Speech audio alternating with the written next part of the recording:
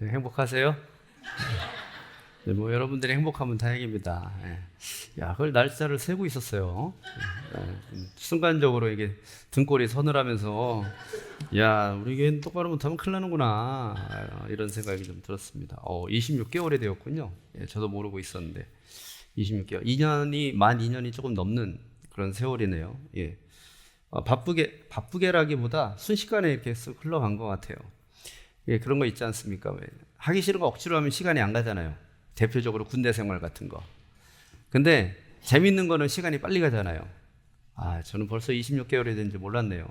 뭐 2년 조금 넘었나 그랬는데 벌써 2년 하고도 벌써 몇 개월이 훅 흘러갔는데 저도 행복하고 기쁩니다. 네. 하나님의 일을 할 수 있다는 것 자체가 행복하고 또 좋은 교회가 우리에게 있다는 것도 큰 축복과 은혜지요. 예. 여러분들이 뭐 저보고 좋은 목회자라고 얘기를 하시는데 뭐 그거는 저는 잘 모르겠고 뭐 여러분들이 그렇게 여겨주신다면 저는 감사하지만 하나님 앞에서 정말 온전하고 기쁘게 평가받으면 되는 건데 어쨌든 저는 좋은 교인들과 함께해서 행복합니다. 예.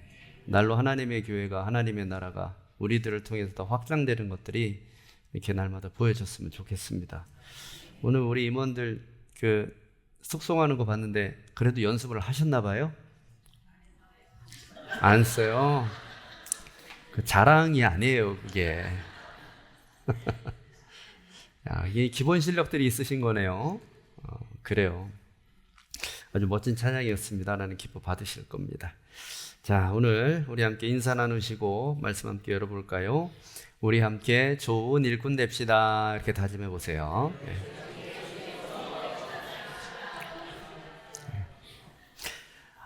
광고가 있는데 참 이거 드려야 되겠네요. 우리 그 연말정산용 기부금 영수증 신청서 우리 필경대위의 재무부가 놓겠다고 합니다. 우리 숙회별로 분류해서 놓겠다고 하니까 여러분들 필요하신 분들 참고하시면 좋겠습니다. 그리고 이거 그냥 쓱 몰래 갔다 오려고 그랬더니 안 되네요. 이번 주 수요일에 제가 없어요. 이제 큰아들이 이제 그 훈련소 수료식이라 광주에 갔다 옵니다. 그래서 이제 이번 주 수요일 저녁 예배는 우리 장규활 장로님께서 인도해 주시고요. 그리고 목요일 새벽은 고길찬 장로님께서 인도하십니다. 여러분 담임 목사 없으면은 예배 빼먹으면 돼요, 안 돼요? 예배 안 나오는 제가 뭐라고 할 얘기는 아니지만 그래도 여러분 열심히 우리 예배 자리 지키시고 하나님 앞에 온전히 헌신하셨으면 좋겠습니다. 자, 우리 이제 헌신 예배. 우리 교회는 매년 첫 번째 헌신 예배를 임원 헌신 예배로 드리죠.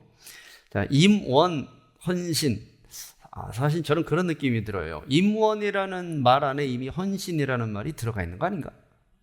그렇게 따지면 임원 헌신 예배는 헌신 예배잖아요. 그러면 예배에도 사실은 헌신이라는 말이 들어가 있잖아요. 예배도. 몸을 드리는 게, 우리 모든 것을 드리는 게 예배라면. 그러면 헌신이잖아요. 임원 헌신 예배는. 이게 임원 헌신 예배는 그래서 의미가 특별합니다. 헌신을 다짐하고 또 다짐하는 거. 그러면 한번 여러분 여쭤볼게요. 여러분 헌신할 각오가 돼 있으세요? 아멘 안 하시는 분은 뭔지 모르겠어요. 나중에 왜 헌신 안 하세요? 그러면 전 아멘 안 했습니다. 그러시려고 그러는지. 뭐 여기 이 정도 계신 분들은 다 헌신이라는 거는 기본적으로 우리가 해야 되지 않느냐 다 생각하고 있을 거예요. 자, 그러면 헌신이 뭔지를 알아야 돼요. 여러분 헌신이 뭔지는 대강 아실 겁니다. 근데 우리가 오늘은 좀 헌신을 대강 하는 게 아니라 조금 더 많이 알았으면 좋겠어요. 헌신이 뭔가. 내가 하는 헌신은 이게 어떤 의미가 있는지. 헌신을 하려면 그러면 앞으로 어떤 식으로 해야 되는지. 헌신 예배니까 이 헌신을 한번 좀 살펴보도록 하겠습니다. 이거부터 여쭤볼게요. 여러분 헌신하기가 쉬워요? 어려워요? 그렇죠. 어렵습니다. 세상에 헌신이 쉽다고 얘기하는 사람은 별로 없을 거예요. 그거 별거 아니에요 라고 얘기하는 사람은 따지고 보면 다 객기예요. 그죠? 헌신이 쉬울 수가 없습니다. 그러면 한번 물어볼게요. 왜 헌신이 어려울까요? 헌신이 어려운 이유는 우리 인간의 본능 때문에 그래요. 자, 인간은 어떤 존재냐면 부족함의 존재입니다. 그렇죠? 하나님께서 인간을 완벽하게 만들지 않으셨어요. 일부러 부족하게 만드셨어요. 완벽한 존재는 하나님 한 분이지요. 그 하나님과 닮은 존재로 우리를 만드셨단 말이에요. 여러분, 닮다라는 말이 좋은 말이기도 하지만 반대로 얘기하면 닮은 거는 이미테이션이에요. 그죠? 이미테이션 뭔지 알죠? 짝퉁, 모방품. 겉을 얼핏 보면 똑같은데 따지고 보면 아닌 거. 우리 인간은 뭐냐면 좀 심하게 얘기하면 하나님 짝퉁이에요. 그러니까 하나님하고 비스무리하지만 똑같지가 않아요. 그래서 하나님은 완벽하지만 우리 인간은 부족해요. 그러면 부족한 존재의 특징이 있어요. 부족한 존재는 완벽해지려고 애를 써요. 그쪽을 지향하니까. 그러다 보면 자신의 부족함을 채우려고 한단 말이에요. 그렇죠? 이건 본능이. 여러분, 배고프면 먹어야죠. 에너지가 모자라니까. 목마르면 마셔야죠. 그죠? 수분이 부족하니까. 돈이 없으면 열심히 벌려고 그러죠. 이게 좀 잘못된 방향으로 가면 그럼 어떻게 돼요?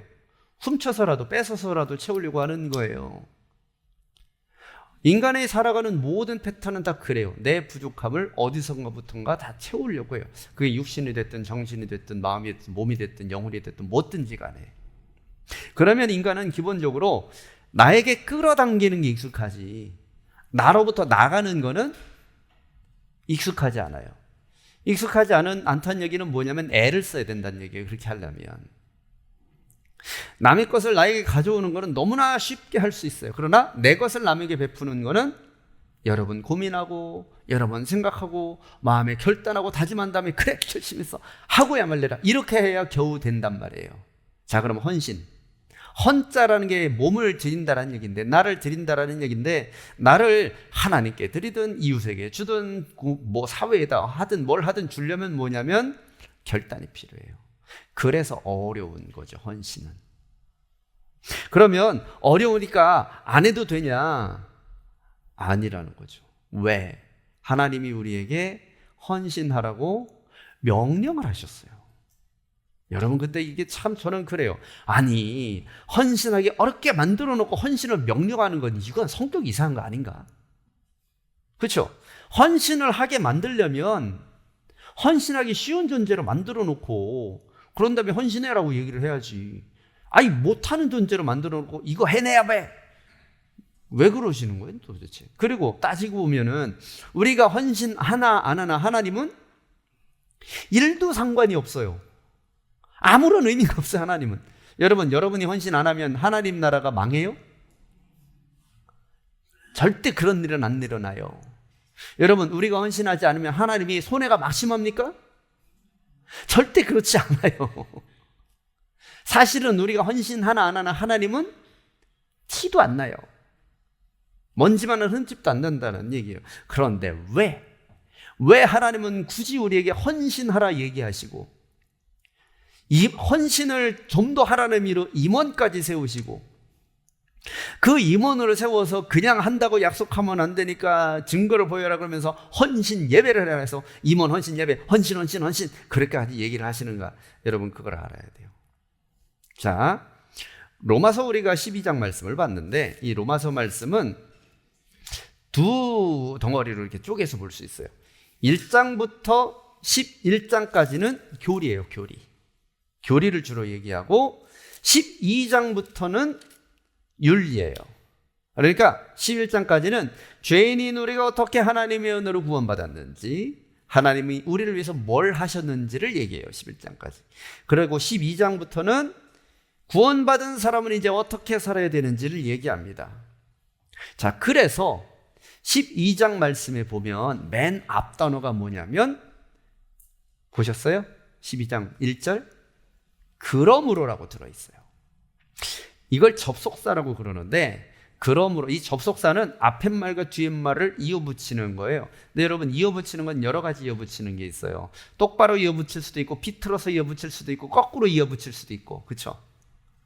이게 그래서 가운데 뭐가 들어가느냐에 따라서 이게 옆으로 붙는지 앞으로 붙는지 뒤로 붙는지 꺾어져서 붙는지 못생기게 붙는지가 결정이 돼요. 그런데 그러므로라는 접속사는 뭐냐면 앞에 있는 거를 받아서 뒤로 연결할 때 써요. 그때 그러므로. 여러분, 이거 접속사 중에 반대로 되는 거 있어요. 뭐 개그맨이 어떤 개그맨이 그러라 그러던데 그거. 그러나 뭐냐면 앞에 있는 거를 뒤집어 꺾을 때 그러라 그래요. 앞에 있는 게 조금 마음에 안 들어. 그러면 하지만 이래요. 네?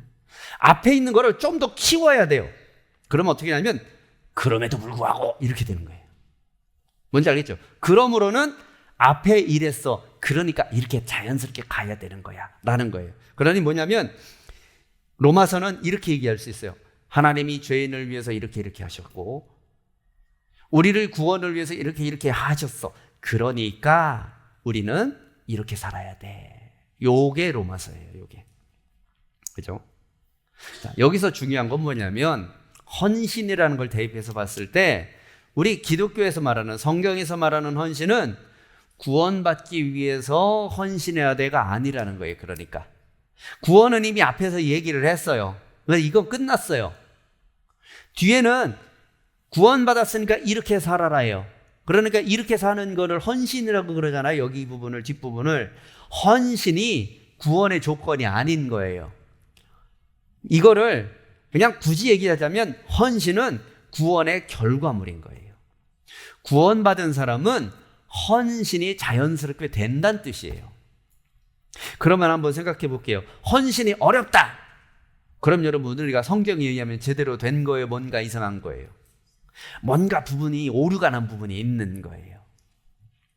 구원의 기쁨과 은혜를 온전히 누리는 사람은 성경에 의하면 자연스럽게 헌신이 된대요. 근데 나는 왜 안 될까? 점검할 때가 있다는 얘기죠. 여러분, 우리가 못돼 먹은 사람이나 막대 먹은 인간들이 아니에요. 왜? 오후 예배 여기 와서 이 졸려 죽겠는데 그래도 막 조르면 이렇게 쫓아가면서 여기 와서 그러고 앉아 있다는 거는 여러분, 그래도 웬만한 다른 이 시간에 그냥 누워있는 사람들보다 훨씬 낫다는 얘기예요. 그렇죠? 그러니 여러분들이 나쁜 사람, 못된 사람이라는 뜻은 절대 아니에요. 그렇게 얘기할 수는 없어요.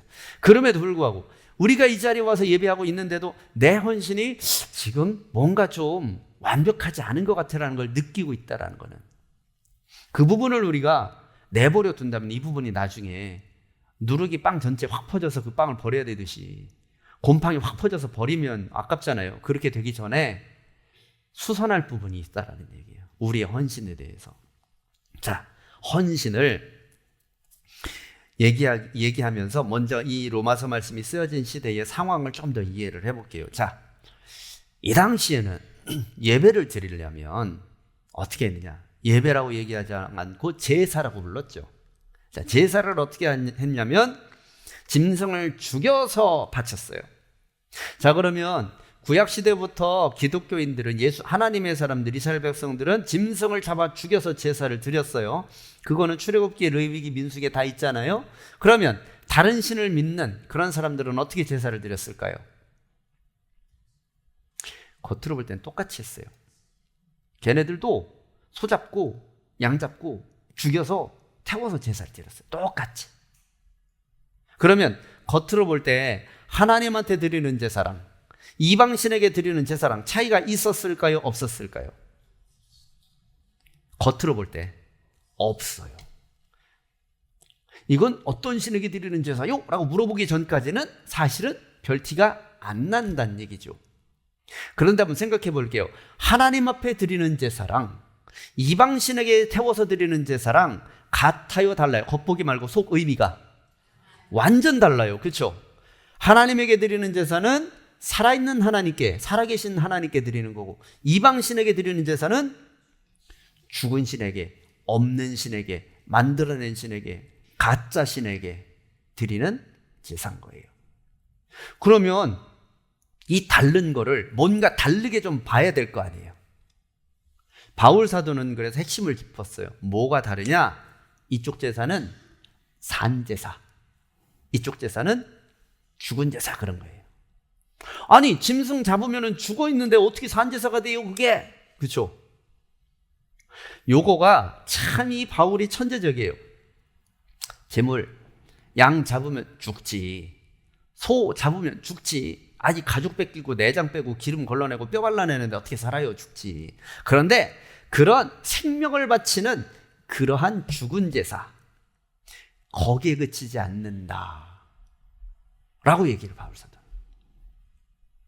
무슨 얘기냐면 짐승 잡아서 태워서 다 태워가지고 번제 예배가 끝났어요. 자, 그러면 끝난 거냐? 바울 사도에 얘기하면 끝난 게 아니라는 거예요.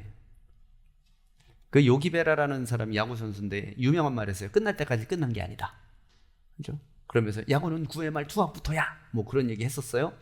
여러분, 예배가 끝나면, 제사가 끝나면 하나님한테 할 도리 다 한 거냐? 바울 사도는 그게 아니라고 얘기하는 거예요. 이쪽 이방신에게 드리는 제사는 어때요? 여기 끝나면 끝난 거예요. 아니, 끝나고 자시고 할 것도 없어. 솔직히 쓸데없는 짓이니까.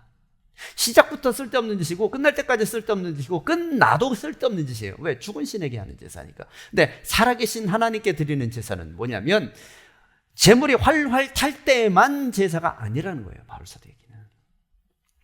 구약의 이스라엘 백성들의 오류가 뭐예요? 사사기, 솔로몬 이후 시대, 분열왕국 시대, 그때 이 사람들, 예언서 시대, 그때 이 사람들 문제가 뭐예요? 절기 안 지켰어요? 죽였잖아요. 안식일 안 지켰어요? 죽였잖아요. 그 무슨 얘기예요? 이거 짐승 태우는 건 다 했단 얘기예요. 근데 문제가 뭐예요? 하나님이 기뻐했어요? 슬퍼했어요? 슬퍼하다 못해 성질을 내셨어요. 막 니들 똑바로 안 하냐고. 이스라엘 백성들 뭐라고 해요? 우리가 언제 절기를 어겼나이까? 우리가 언제 안식일을 범했나이까? 우리가 언제 11조를 안 드렸나이까? 그렇죠. 다 했단 말이에요. 이 사람들은 억울해요. 우리 다 했는데 왜 그러세요? 아, 이 성격도 이상한 양반이네 이랬단 말이에요. 그런데 뭐가 문제인 거예요? 그죠? 제사가 끝났을 때 끝난 게 문제인 거예요. 제사 드릴 때는 하나님을 섬기는 건데 제사가 끝나고 나면 이쪽으로 가요. 바알한테 얘기하고 아세라한테 달라고 그러고, 그리고 절기가 되면 다시 와. 여기서 양을 태워요. 돈이 없어서 이번에는 하나님 한 번만 봐주세요. 제가 사업이 조금 그래가지고 작년에 제가 소를 드렸는데 이게 조금 올해는 좀 양으로 봐주시고 내년에 사업 잘 되게 해주시면 다시 소 드리겠나이다. 그래서 양을 태워 드려요. 그게 끝나면 다시 일로 와요. 바알이시여 비를 내려주시고 아세라시여 소출이 풍성하게 해주시고. 뭐가 문제예요? 제사 자체가 문제가 아닌 거예요. 바울은 그걸 얘기하는 거예요. 유대인들이 실패한 이유는 거기에서 끝나서 그렇다. 헌신은 뭐냐? 제물 태우는 것 이후에 이루어져야 되는 거예요. 그럼 뭐예요? 제물 태우는 이후엔 계속 양을 잡고 소를 잡으라는 얘기가 아니죠. 뭘 드려야 되는 거예요? 그 이후에는 너 자신을 드려야지, 이 얘기를 하는 거죠. 양 잡아드린 걸로 끝내지 말고, 소 잡아드린 걸로 끝내지 말고 너 자신을 하나님께 헌신해야 되는 거야. 그게 바로 뭐냐면 산제물이에요. 산제물. 그래서 산제물은 뭐냐면 하나님의 자녀의 삶 그 자체를 얘기하는 거예요. 우리의 삶 그 자체가 제물이 돼야 돼요. 그게 뭐냐면 바로 헌신이에요. 그 개념이, 로마서에 담겨져 있는 그 개념이 지금 우리에게도 동일하게 적용이 되는 거죠. 그래서 여러분, 하나님이 생각하는 진정한 헌신은 뭐냐면 예배 잘 드리고 끝나면 돌아가면 똑같이 사람들하고 사는 거를 그렇게 얘기하지 않는 거예요. 그건 헌신이 아니라고. 주일 이후의 삶도 달라야 된다는 거예요. 하나님 앞에 드려진 걸로. 우리가 먹는 것, 일하는 것, 사람을 만나는 것, 살아가는 것, 물 마시는 것, 모든 것들이 다 하나님 앞에 드려진 산제물이어야 한다. 여러분, 그겁니다. 자, 조금 더 자세하게 보면 바울 사도가 이렇게 강조한 이유가 또 있어요. 제사법도 문제가 있지만 이단들도 문제가 있어요. 요 당시에 이단이 있었는데 그 이단이 뭐냐면 영지주의라는 이단이에요. 자, 이 영지주의가 뭐냐면 이거예요. 딱 영혼은 거룩하고 육신은 악하다. 자, 맞아요? 틀려요? 어디가 틀려요? 어떻게 고쳐야 돼요? 그러면 틀리면 틀리다고 하신 분? 네? 영혼은 거룩하고 몸도 거룩하다. 그렇게 고쳐야 된다. 그러면 우리 몸이 거룩하면 죄 지으면 안 되잖아요. 안 그래요? 근데 죄 짓는데? 자, 영지주의가 이렇게 얘기를 하는 거예요. 육신은 그걸 극복을 못한다고 얘기하는 거예요. 그래서 그럼 뭐예요? 영은 오직 거룩하니까 육신은 버려라, 이렇게 얘기를 하는 거예요. 자, 영은 거룩하고 육신은 악하다? 이원론적으로 얘기할 수 없어요. 여러분, 그럼 사람을 한번 볼게요. 어디까지가 영이고 어디까지가 육신이에요? 이거 애매해요. 여러분을 딱 볼 때 나는 가만히 있어봐. 여기까지가 영인가? 아니야. 간 밑으로 가야 되나? 간 위에까지가 영. 이게 구분을 할 수가 없어요. 우리가 자체적으로 영과 육을 어떻게 무자듯이 딱 구분을 합니까? 네. 이 사람 뇌라는 게 참 신기한 게, 사람 뇌가, 저희 어머니가 이제 뇌종양으로 돌아가셨으니까 뇌에 암이 생기거나 혹이 생기거나 뭐가 생기면 사람의 영혼이 망가지더라고요. 안 그랬던 양반이 이상하게 해요. 분명히 고장은 어디에 났는데? 육신에 났는데. 효과는 어디서 나타나요? 영혼에서도 나타나요. 반대의 경우도 있어요. 정신이 망가지면 육신도 함께 망가지죠. 그렇죠? 분명히 고장은 어디서 났어요? 정신에서 났는데 영향은 어디서 나타나요? 육신에서 나타나요. 어디까지가 영혼이고 어디까지가 육신이에요? 이걸 나눌 수가 없어요. 애초부터. 우리 자신은 뭐냐면 영, 육 분리해서 하는 게 아닌 거예요. 그럼 어떻게 해요? 통짜로 해야지. 어쩔 수 없어요. 아니, 구분이 안 되는데 어떻게 해요? 통짜로 한꺼번에 해야지. 그러니 한꺼번에 들이든 한꺼번에 안 들이든. 바울 사도가 그걸 얘기하는 거예요.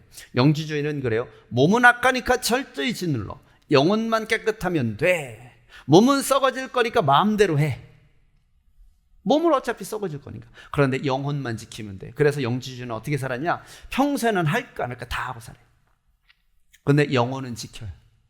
뭐라고 얘기하냐면 할까 안 할까 다 하면서 내 영혼은 순수합니다. 온전합니다. 그러면서 살았어요. 이게 말이 안 된다는 얘기죠.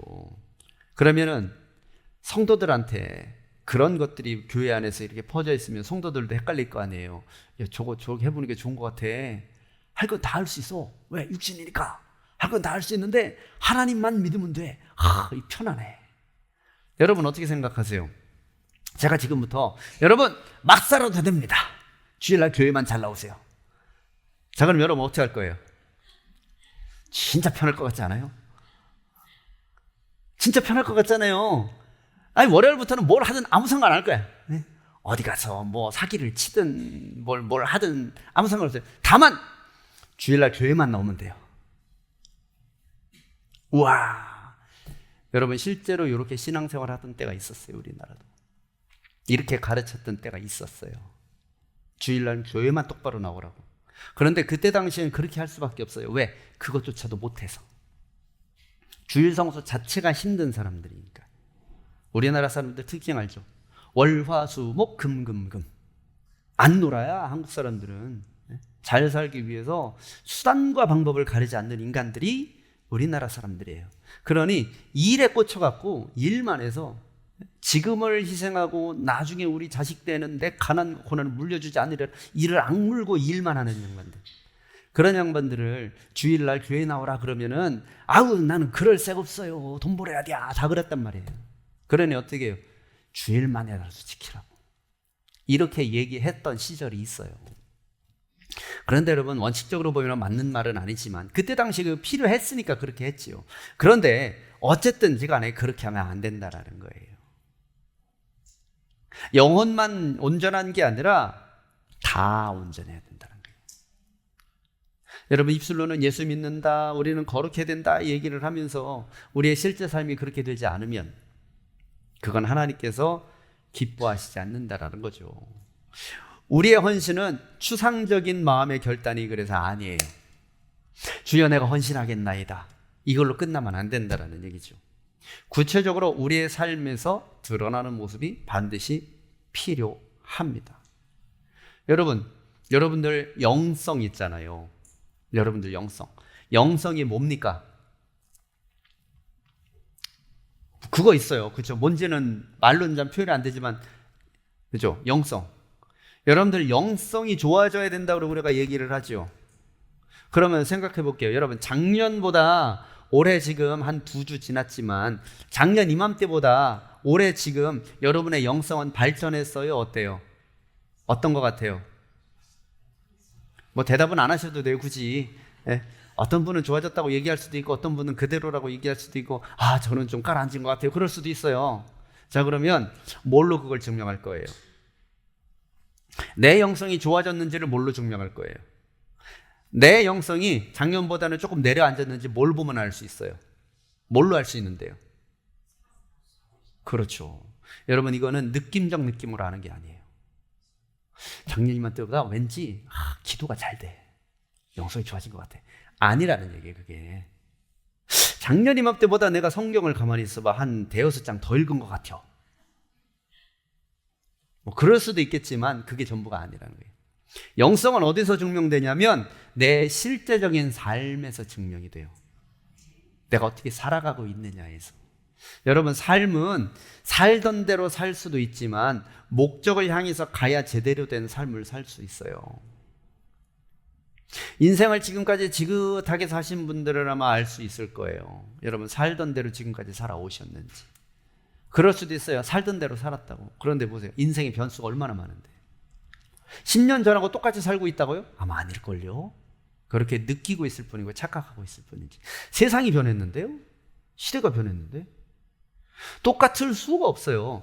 나는 거기에 맞춰서 변화돼요. 어쨌든 그러면 내가 어떤 방향으로 변화될 것인가 고민하지 않으면 어떻게 되느냐? 세상 흘러가는 대로 그냥 같이 흘러가요. 그리고 세상 흘러가는 대로 흘러가면 어떻게 착각하는지 알아요? 살던 대로 살았다고 착각해요. 여러분, 큰일 나요. 살던 대로 살던 게 좋은 게 아니에요. 그거는 세파에 휩쓸려서 사단이 끌고 가는 대로 나도 모르게 끌려가고 있다는 뜻이에요. 우리는 살던 대로 살면 안 돼요. 우리가 거룩한 산 제물로 하나님께 드린다라는 것은 지금과는 다르게 하겠다라는 뜻이거든요. 그럼 달라져야죠. 뭔가 달라져야 돼요. 작년보다는 여러분들이 좋아진 게 분명히 있어야 돼요. 2년 전보다 3년 전보다 5년 전보다 분명히 좋아진 게 있어야 돼요. 올 한 해가 딱 끝나고 연말이 딱 돼서 송구영신 예배에 기도받으러 딱 나왔을 때 뭔가 달라진 게 있어야 돼요. 그래서 여러분, 내 기도 제목이 맨날 똑같으면 경계하셔야 돼요. 내가 불가항력적으로 이룰 수 없는 기도 제목을 올려드린 게 안 이루어진 게 문제가 아니라 내가 결단했던 거를 또 결단하고 작년에 결단했던 거 또 결단하고 재작년에 했던 거 계속 결단하고 있으면 그건 문제인 거예요. 그건 내가 입술로만 하고 있는 거예요. 좋아져야죠. 100%는 아니더라도 50%라도 60%라도 내가 변한 부분이 분명히 있어야 된다는 겁니다. 여러분, 그게 뭐냐면 요한 웨슬리 목사님이 말하는 성화라는 거예요. 거룩해지는 거. 헌신은 그래서 성화랑 연결이 돼 있어요.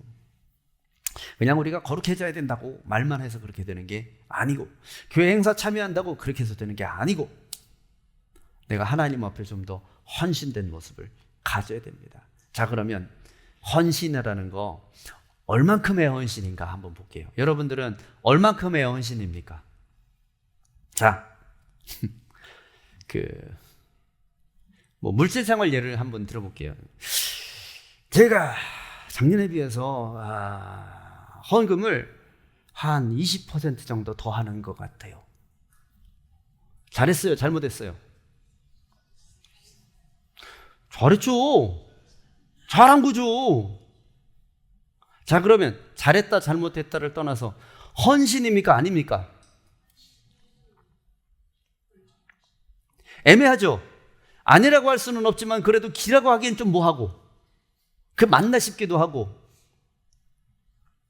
제가 헌금을 많이 하라 적게 하라 그런 차원이 아니라 헌신을 잘못 이해하고 있어서 그래요. 그게 헌신의 개념이 뭐냐면, 저 따라서 해보세요. 소유권 이전. 그게 헌신이에요. 자, 이게 뭐냐면 여기 오늘 말씀에 보면 그러므로 형제들아 내가 하나님의 모든 자비하심으로 너희를 권하노니 너희 몸을 하나님이 기뻐하시는 거룩한 산제물로 드리라 그랬어요. 드리라. 요 드리라라는 단어가 어떤 단어냐면 파리스테미라는 헬라어 단어를 썼어요. 요 파리스테미라는 단어가 이게 두 가지 용례를 써 있는데, 하나는 뭐냐면 신하가 왕의 명령을 수행하기 위해서 대기하는 자세. 요게 파리스테미예요. 말씀만 하옵소서, 내가 말만 하면 바로 튀어나갈랍니다. 요게 파리스테미. 자, 두 번째는 뭐냐면 주인의 뜻이 내 뜻보다 먼저. 요게 파리스테미예요. 네. 법적인 소유권이 내가 아니라 주인입니다라는 뜻이란 얘기예요. 자, 주인이라는 것, 종이라는 건 뭐냐면 옛날에는 재산 관계예요. 소유권이 누구냐. 그러니까 종의 입장에서는 나는 내게 아닌 거예요. 뭐 요새 얘기로 하면은 인권 뭐 이런 얘기하면 말 같지도 않은 얘기지만 요 시대 당시로 해서는 종은 내가 내게 아닌 거예요. 그러면 나를 내 마음대로 하면 안 되는 거예요. 주인에 대한 뜻이 먼저 우선되어야 되는 거예요. 그런데 여러분, 사람이 종이든 자유인이든 뭐든 내 스케줄이 있잖아요. 그죠?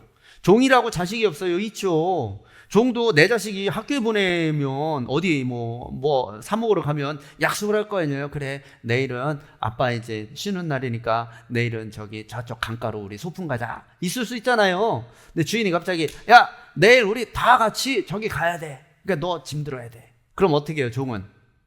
주인님, 제가 아들이랑 약속을 했거든요. 강가에 소풍 가기로 내일. 안 되겠습니다. 그러면 주인이 뭐라고 그럴까요? 그래, 그럼 죽어라! 그런단 말이에요. 죽는 거예요. 그럼 종은 어떻게 해요? 아들아, 미안하다. 주인이 부르시는구나. 내가 갈 수가 없노라. 요게 뭐냐면 파리스테미. 뭔지 알겠죠? 그러니 내 거가 아닌 거, 그거를 파리스테미라고 그래요. 그거를 드리라예요. 그런 말 들어봤어요? 내 거인데 내 것 아닌 내 것 같은 내 거가 아닌 내 거. 네. 분명히 내 건데 내 거가 아닌 거예요. 드리는 거는 내 거인데 내 마음대로 하지 않고 내 뜻대로 하지 않고 소유권을 넘기는 걸 얘기합니다. 그게 뭐냐면 헌신이에요. 소유권을 바뀌는 거. 주님이라는 단어 있죠. 신약에서 쓰는 이 주님이라는 단어를 큐리오스라고 불러요. 이거는 뭐냐면 법적으로 내가 당신에게 소속되겠습니다라는 그런 뜻입니다. 근데 한번 이렇게 볼게요. 평소에는 주인님, 그러다가 결정적인 순간에는 나는 내 겁니다. 그러면 이거는 어떻게 될까요? 가령 여러분 부동산 매매 계약서를 썼어요. 자, 부동산 매매 계약서를 썼습니다. 저 양반이 나한테 집을 판대요. 집이 너무 좋아요. 그래서 계약서를 싹 썼습니다. 싹 써가지고 이제 이 집은 내 겁니다. 이렇게 해서 이제 서류 정리 다 해서 이제 끝났어요. 자, 그런데 이제 딱 끝나고 나서 이 원소유주가 딱 그러는 거예요. 자, 이제 팔았으니까 자, 이제 그 다음에는 할 게 뭐냐면 요 집 안방은 내가 쓰던 데라서 그냥 쓸게요. 그리고 저 주방은 내가 필요할 때가 좀 있으니까 당신 안 쓸 때는 내가 좀 쓰겠습니다. 주방도. 그리고 거실은 내가 이 거실 리모델링 하느라고 돈 얼마나 들였는지 몰라. 그러니까 한 1년 난 내가 저기 왔다 갔다 하면서 여기서 좀 쉬고 그럴게요. 자, 그럼 말이 됩니까? 안 됩니까? 안 되는 거죠. 등기부 등본에 내 이름이 들어갔으면 내 마음대로 해야 되는 거예요. 소유권 이전이라는 건 바로 그런 개념이에요. 여러분, 근데 우리가 하나님 앞에 그런 때가 참 많아요. 주여, 올 한 해 제가 주님 앞에 충성, 헌신하겠습니다. 그래서 특성도 불렀잖아요. 충성하라. 그죠? 여러분, 큰일 났어요. 이거 특성을 그렇게 한순간. 제가 다 들었거든요? 여기 화음도 넣으시더라고. 네? 테너도 하고 여기 알토도 했었어요. 그죠? 다 들었어. 그죠? 뭐라고요? 다른 노래 불렀다고요? 예, 뭐 불렀어요? 주의 약속하신 말씀 위해서. 예, 그러면서 굳게 서리했어요? 예, 그래, 그거나.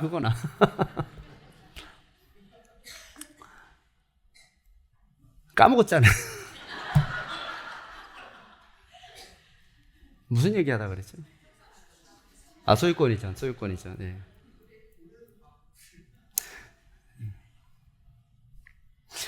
소유권 이전의 개념은 뭐냐면 등기부등본의 이름만 바꾸는 게 아니라 그 권리 자체를 다 넘겨주는 걸 얘기해요.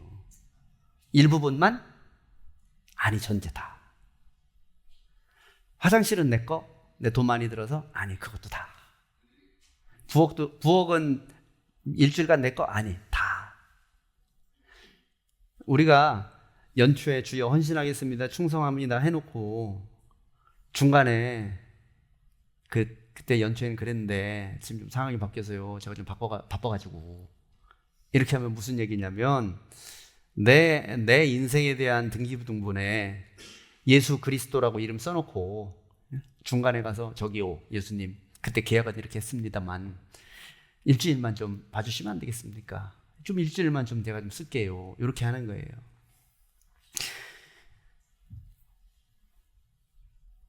내가 소유권을 드렸으면 운전대고 뭐고 다 내드려야 돼요. 나는 어디 있어야 되냐면 그렇게 해서 주님이 날 뒷자리에 태워주시면 너무 감사하고 짐칸에라도 태워주시면 너무 감사하고 그런 마음으로 가야 되는 거예요. 네. 옆에 앉아가지고 아이 주님 그쪽 아니고 왼쪽으로 하셔야 되는데요. 아이 주님 여기 쓰셔야죠. 아이 저기 쓰셔야지. 이러면 온전한 헌신이 될 수 없다는 얘기입니다. 교회 누구 겁니까? 교회는 하나님의 것이에요. 성도들의 것 절대 아니에요. 담임 목사의 것 더더군다나 말도 안 돼요. 교회는 하나님의 것이에요. 그럼 이 교회는 하나님 뜻대로 가야 돼요. 소유권이 누구에게? 하나님께. 주도권이 누구에게? 하나님께. 그러면 그 안에 소속된 우리는 다 하나님 거예요. 그러면 하나님의 뜻으로 다 해야 돼요. 자, 그러면 내 계획대로 안 되면 내가 섭섭하면 돼요? 섭섭하면 안 돼요. 내 거가 아닌데요? 내 의견이 묵살되고 무시됐어요. 승질나면 돼요? 왜 대답 안 해요? 승질 나니까 안 하는 거잖아요. 그죠? 그래서 승질 나면 안 돼요. 내 거가 아니에요. 내가 이 교회에서 세상에 헌신을 50년을 했는데 그게 무슨 아무 의미 없어요. 제가 26개월밖에 안 됐다고 하는 얘기가 아니라 26개월 아니고 26년이고 260년이 돼도 2600만 년이 지나도 교회는 하나님 거예요. 내 의도와 내 뜻이 내 생각이 반영되지 않았다고 해서 그렇게 하면 그건 온전한 헌신이 될 수가 없어요. 네. 자, 그러면 어떻게 헌신하면 되냐면 딱 세 가지만 하세요. 첫 번째, 따라서 해보세요. 되찾아오지 말자. 자, 이게 뭐냐면 자, 번제를 드립니다. 제사를 드려요. 이 번제는 다 태워드리는 거예요. 이게 구약에서 제사법에 보면 번제 제사가 있어요. 이건 뭐냐면 가죽만 샥 벗기고 나서 다 태우는 거예요. 물론 분리해서 태워요. 살코기도 태우고 뭐 널쩍다리도 태우고 뭐 내장도 태우고 기름도 태우고 똥은 버리는구나. 예. 그래서 홀랑 태워요. 자, 다 태웠습니다. 자, 다 태우면 되찾아갈 수 있어요, 없어요? 절대 못 찾아가요. 헌신은 그거예요. 다 태우는 거예요. 드린 거 반납받지 않는 겁니다. 예. 우리가 헌신이 자꾸 실패하는 이유가 뭐냐면 자꾸 되돌려받을 걸 계산을 해요. 이게 사실은 잘못 배워서 그렇긴 해요. 헌신하면 축복받는다. 이게 연결이 돼 있어요. 여러분, 헌신하면 축복받아요. 맞아요? 틀려요?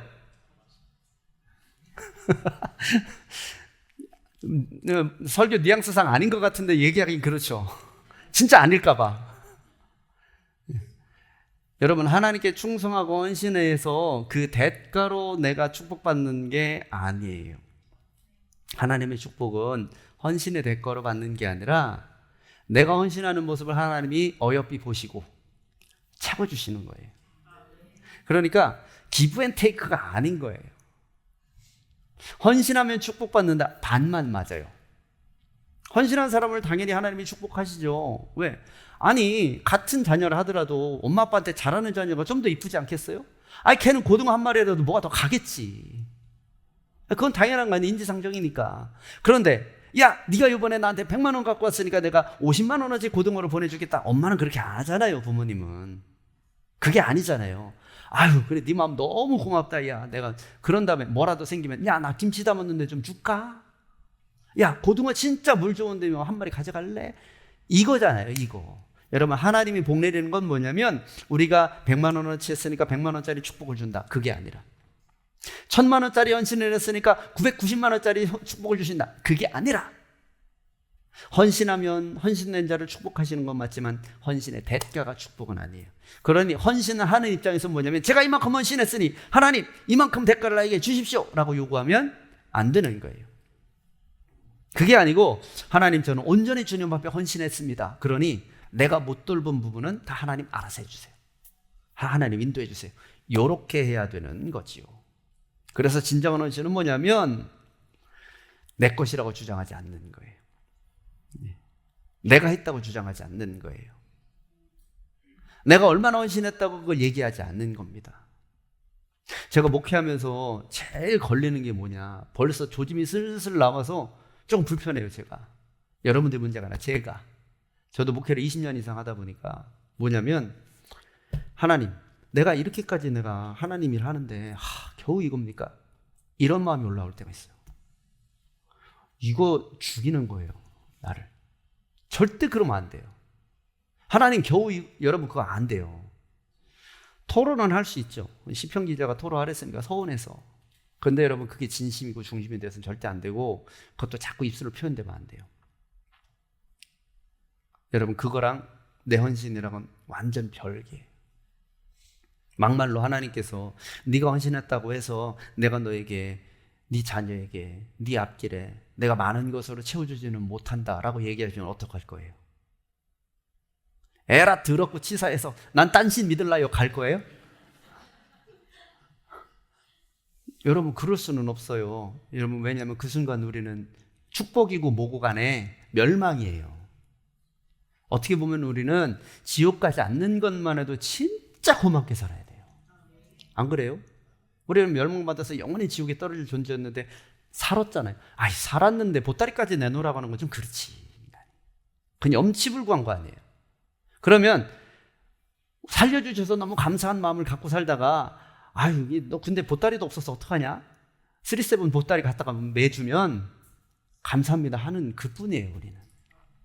다시 한번 따라서 해보세요. 헌신은 되찾아오지 말자. 자, 두 번째 따라서 해보세요. 고쳐 쓰지 말고 새 걸로. 이게 뭔 얘기냐면 여러분 머리 검은 집에서만 고쳐 쓰는 게 아니다라는 말이 있어요. 들어보셨어요? 이게 그거죠. 사람 쉽게 안 바뀐다. 여러분 사람이 쉽게 안 바뀌어요. 왜 그런지 아세요? 쉬워요. 하나님이 그렇게 창조하셨기 때문에요. 애초부터 하나님이 그렇게 만들었어요. 그러면은 만든 사람이 그렇게 만들었는데 쓰는 사람이 보니까 요건 좀 불편해, 요거 고쳐 쓰자 해서 고치면 고쳐져요, 안 고쳐져요? 안 고쳐지는 거예요.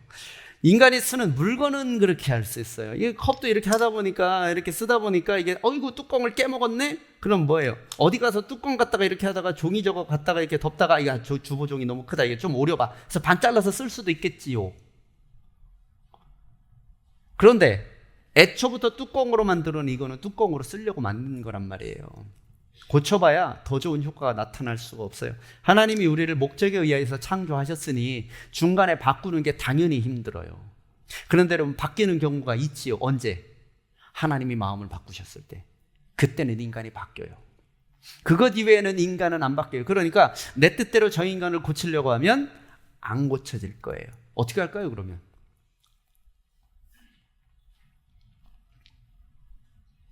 여러분 그래서 필요한 게 뭐냐면 따라서 해보세요. 새로운 피조물. 이거예요. 이 개념을 주셨어요 하나님이. 우리는 이전 사람이 아니라 새로운 피조물이라는 거예요. 자 보세요.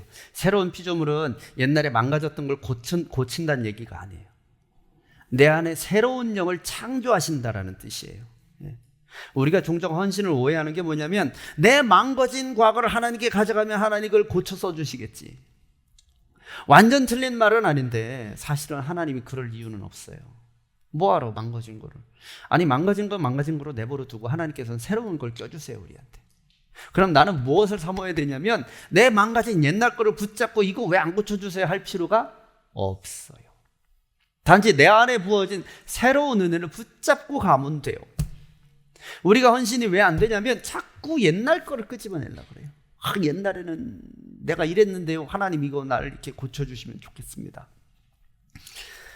우리의 과거는 다 죄로 더럽혀지고 오염되어 있어요. 물론 그 중에 하나님이 은혜 주시고 새롭게 하셔서 변화된 부분들이 분명히 있을 거예요. 그런데 아무리 좋아졌어도 지금 하나님께서 나에게 주시는 새로운 은혜보다 더 좋을 수는 없어요. 그래서 우리는 뭘 사모해야 되냐면, 하나님 오늘도 새로운 은혜를 주시옵소서라고 해야 돼요. 묵은 닭이라는 얘기 들어보셨어요? 제가 여러분한테 자꾸 뭐라고 하는 것처럼 얘기하는데 여러분 결코 그게 아니니까 절대 오해하지 마세요. 전 여러분들을 사랑해요. 네? 뭐라고 하는 게 아니에요. 묵은 닭이 뭐냐면 이게 은어인데 오래된 신자를 묵은 닭이라고 그래요. 왜 묵은 닭이라고 하는지, 묵은 닭의 특징이 뭐냐면 질기더라고. 닭도 이렇게 나이가 많으면 되게 크더라고요, 오리만큼. 근데 고기를 먹으면 안 씹어져요. 되게 고문처럼 질겨요. 그래서 묵은 닭이라고 그런데요. 근데 여러분 왜 그렇게 됐을까? 아니 달걀을 새로 놔야지 보들보들 야들다들 하지. 찐 닭을 계속 찌니까 그런 거예요. 익힌 닭을 계속 열을 가하니까. 여러분 우리의 신앙이 계속 열 가한다고 좋아지는 게 아니에요. 우리에게는 뭐가 필요해요? 날마다 새로운 은혜가 필요해요. 옛날에 방언받은 걸로 우려먹지 마요. 옛날에 헌신하고 막 충성했던 거 그거 다시 꺼집어내가지고 그렇습니다라고 얘기할 필요 없어요. 하나님은 오늘도 나에게 새로운 은혜와 새 더 큰 역사들을 준비하고 계십니다. 동일하게 내가 과거에 어떤 상처를 입었거나 어떤 어려움을 당했거나 그것도 계속 끄집어낼 필요가 없어요. 심리학자들이 그런 얘기를 해요. 과거의 상처가 지금에 영향을 미쳐서 당신을 어렵게 하는 겁니다. 틀린 말은 아닐 수 있어요. 심리학의 관점에서는. 그래서 과거의 상처를, 저는 말 같지도 않은 얘기라고 생각해요. 과거의 상처를 무슨 재주로 치료해요? 아니 과거는 흘러갔는데 타임머신 타고 과거로 돌아가든가. 과거의 상처를 지금 치료한다? 그 말이 됩니까? 안 될 것 같은데요. 그거는 뭐냐면 과거의 흉터를 갖다가 지금으로 덮어놓는 거지. 이거 벗겨지면 또 드러나요. 저는 이거 되는 거 한 번도 못 봤어요. 이게 과거의 상처 그래가지고 막 심리치료하고 뭐 연극치료하고 음악치료하고 뭐 치료해서 막 눈물 쏟고 해요. 근데 두고 보니까 다시 나오던데요. 그거 어떤 일정 조건만 딱 트리거만 되면. 그래서 여러분 과거의 상처가 지금에 영향을 미치는 게 그 고리를 끊어야지 과거의 상처를 치유하려고 애쓰지 말고. 그 고리는 어떻게 끊냐면 새로운 은혜로 끊는 거예요. 상처보다 더 큰 은혜가 있으면 상처가 아니에요. 아픈 게 있어도 그 아픈 것보다 더 좋은 것들이 있으면 이거는 더 이상 나의 단점이 될 수가 없어요.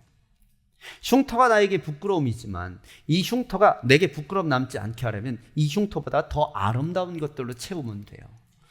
그게 하나님한테는 무궁무진하게 많이 있어요. 그럼 어떻게 해요? 이걸 하나님한테 들이밀어야 거기를 채워주실 거 아니에요. 여러분 그래서 우리의 과거의 상처도 다 주님 앞에 올려드려야 되는 거예요. 그걸 어떻게 치료하고 바꾸고 그러려는 게 아니고. 나는 이전과 분명히 다른 사람이에요. 여러분은 분명히 이전과 다른 사람이에요. 아니 생물학적으로도 1년 지나면 작년에 여러분에게 남아있던 세포가 한 개도 없어요. 다 바뀌어 있어 지금. 여러분 지금 똑같이 생겼지만 이정순 권사님은 작년에 그 권사님이 아니요. 다 새로운 세포로 돼 있단 말이에요. 예? 그런데 여러분 여전히 우리가 과거에 발목 잡혀 있으면 안 되겠죠. 예. 다시 한번 따라해서 해보세요. 고쳐 쓰는 게 아니라 새로운 피조물로. 예.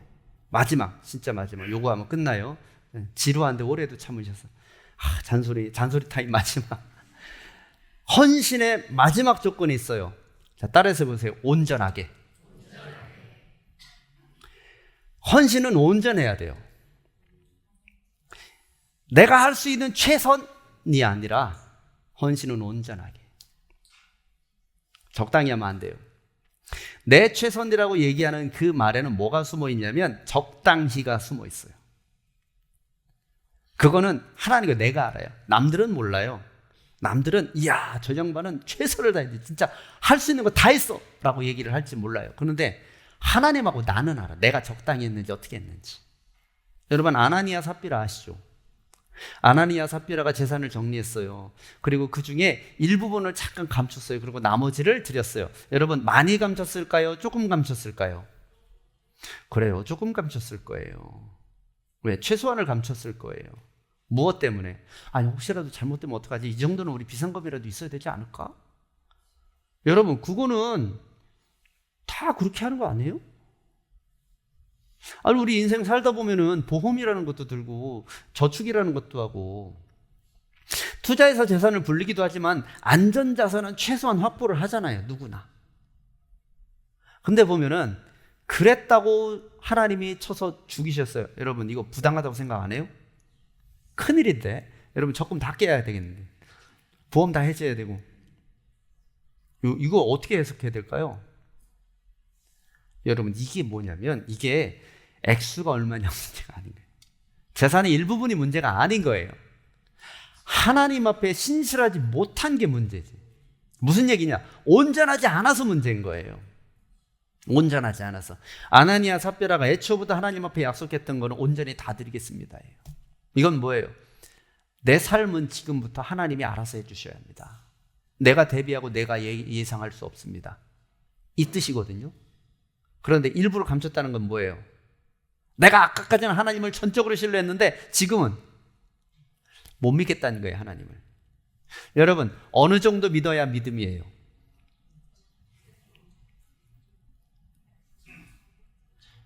어떤 영화 대상 그렇죠. 나는 너를 51% 믿어. 뭐 그런 것도 있죠. 그죠? 네. 야, 나는 다른 사람은 49% 믿는데 너만 51% 믿는 거야. 너 감사해야 돼. 그죠? 말 같지도 않은 궤변이지만 일리는 있어요. 이거 2%가 어디야? 그죠? 반 이상 믿는 게 어디예요? 그러면서 51% 믿는 거는 다 믿는 거야. 여러분, 그럼 하나님을 51% 믿으면 돼요? 하나님은 어떤 존재예요? 완전하신 분이에요. 우리의 믿음도 완전하길 바라고 우리의 모든 걸 다 받기를 원해요. 심지어 우리의 단점까지 다 받기를 원해요. 여러분, 그거는 자식을 생각하는 부모 심정도 그렇지 않아요? 내 자식에게 단점이 있어요.